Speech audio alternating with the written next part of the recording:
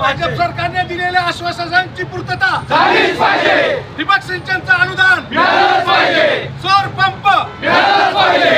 मागेल त्याला सौर पंपाची घोषणा करणाऱ्या सरकारचा धिक्कार असो, धिक्कार असो, धिक्कार असो, महायुती सरकारचा धिक्कार असो, धिक्कार असो, धिक्कार असो, महायुती सरकारचा धिक्कार असो। कर्जमाफी झालीच पाहिजे। शेतकऱ्याच्या मालाला हमी भाव मिळालाच पाहिजे। शेतकऱ्याच्या मालाला हमी भाव मिळालाच पाहिजे। शेतकऱ्याला सौर ऊर्जा शेतकऱ्याला सौर ऊर्जा पंप मिळालाच पाहिजे। तुषार ठिबक सिंचन योजनेचं अनुदान मिळालाच पाहिजे। या सरकारचं करायचं काय? खाली कर्जमाफी झालीच पाहिजे। काँग्रेस पक्षाचा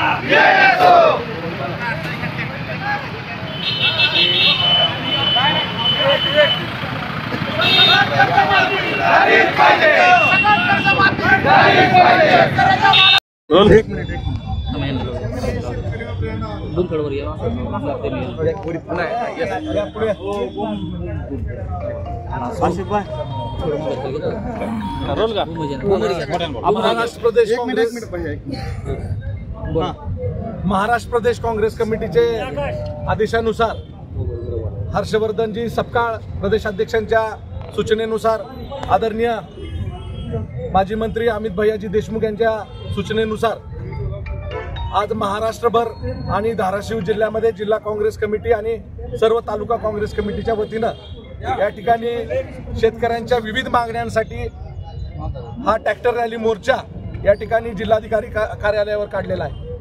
आज या ठिकाणी आमच्या प्रमुख 4-5 ज्या मागण्या आहेत त्यापैकी प्रमुख मागणी आहे की विधानसभेच्या निवडणुकीमध्ये या ठिकाणी या महायुतीने आणि आपले मुख्यमंत्री या ठिकाणी फडणवीस साहेब यांनी शेतकऱ्यांचा 7-12 कोरा करतो म्हणून सांगितलं होतं, परंतु गेली 3-4 महिने झालं अजूनपर्यंत शेतकऱ्याचा 7-12 कोरा झालेला नाही।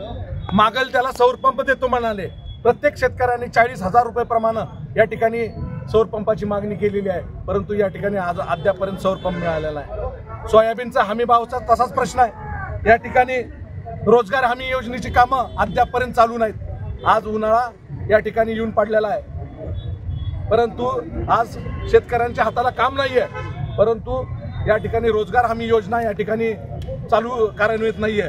दुसरं तुळजापूर ड्रग्स प्रकरण आपण पाहताय, जिल्ह्यामध्ये तुळजापूर आणि तामलवाडी ड्रग्स प्रकरण या ठिकाणी प्रचंड प्रमाणामध्ये या ठिकाणी नागरिकांचा रोष आहे। त्या बाबतीत आजपर्यंत CDR तपासून मुख्य आरोपींना अजून पकडलेलं नाही। ह्या आकाचा आका कोण आहे हे सुद्धा सर्वांना माहिती आहे, परंतु त्यांना प्रोत्साहन देणार गेली 5-6 वर्ष झालं तुळजापूर मध्ये हे ड्रग्स प्रकरण आहे आणि सातत्यानं नागरिकांमध्ये रोष तयार होत आहे, परंतु आज या ठिकाणी भाजपचेच कार्यकर्ते या ठिकाणी पकडले गेलेले आहेत। आज पिंटू मुळे म्हणून आहे, ते भाजपचे सभापती आहेत, त्यांचा चिरंजीव आहे।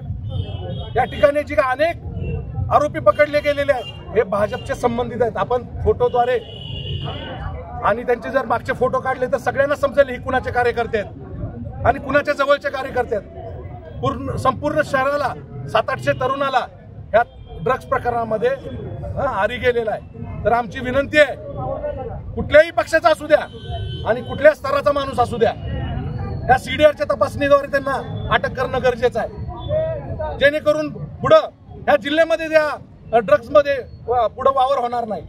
दुसरं म्हणजे तुषार सिंचन आणि स्प्रिंकलरचं अनुदान 3 वर्षापासून रखडलेलं आहे।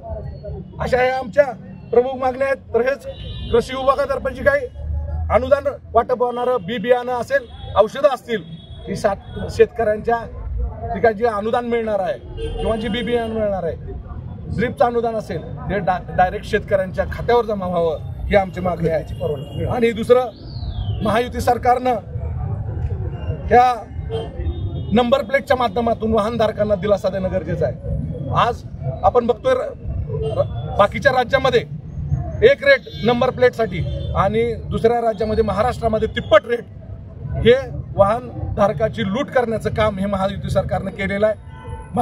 आमच्या मागण्याचं निवेदन आम्ही या ठिकाणी राज्यपालांना देत आहे जिल्हाधिकाऱ्यांमार्फत, आणि या पुढील काळात जर ह्या मागण्या आमच्या मान्य नाही झाल्या तर आम्ही ह्या रास्ता रोको करण्याशिवाय आम्हाला दुसरा पर्याय नाही, आमरण उपोषण करण्याशिवाय आम्हाला पर्याय नाही. म्हणून हे सदैव शेतकऱ्यांच्या पाठी असलेली काँग्रेस आम्ही सदैव शेतकऱ्यांच्या पाठीशी राहणार आहोत. उपमुख्यमंत्री अजित पवार यांनी सांगितलं आहे की आम्ही शेतकऱ्यांना कर्जमाफी देऊ असं कुठेही म्हणलेलं नाही म्हणणार त्यांचं.